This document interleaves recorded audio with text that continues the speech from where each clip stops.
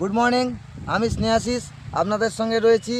আজকে আমরা আলোচনা করব এই মাকড় অর্থাৎ মাইটস, ক্যাপসিকাম বা লঙ্কায় যে মাইটস লাগে, এই যে মাকড় ইয়েলো মাইটস এতে দেখা যায়। বেগুন বা শশাতে যেমন আমরা দেখি লাল মাকড়, কিন্তু এতে ইয়েলো মাইট, হলুদ মাকড়। এই হলুদ মাকড়ের জন্য আমরা কি দিতে পারি সেই নিয়ে আমরা আলোচনা করব, বা বাজারে কি মাইটিসাইড রয়েছে ভালো কাজ করছে সেই নিয়ে আমরা আজকে আলোচনা করব। মাইটস এমন একটা পোকা যেটা রস খাওয়ার পরে পাতা কিন্তু নিচের দিকে কুকড়ায়, আমরা সবাই জানি।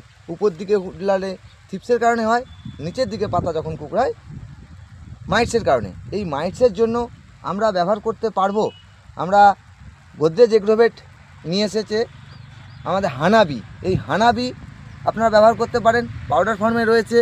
এই হানাবি 200 গ্রাম পার একর, 200 গ্রাম একর অর্থাৎ 20 গ্রাম আমরা ট্যাঙ্কেতে দিতে পারবো।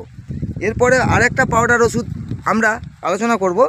সেই পাউডার ওষুধ হচ্ছে, আমরা যদি দেখি তাহলে আমরা দেখতে পাবো এই ধানুকা নিয়ে এসছে ডিসাইড।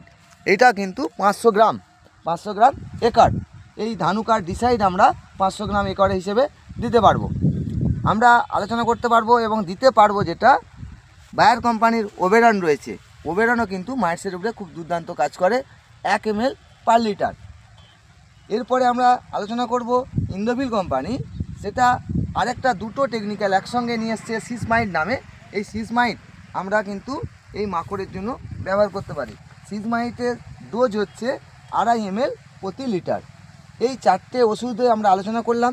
এই 4টে যে কোনো ওষুধ আপনি যদি আপনার ক্যাপসিকাম বা লঙ্কায় মাইটসের উপরে দুর্দান্ত কাজ করে, তাই আমরা এই মাইটসের জন্য কি দেবেন এবং এখন কি লেটেস্ট ওষুধ এসছে সেই নিয়েই আমরা আজকে আলোচনা করলাম। মাইটসের জন্য 4টে ওষুধ। ধন্যবাদ।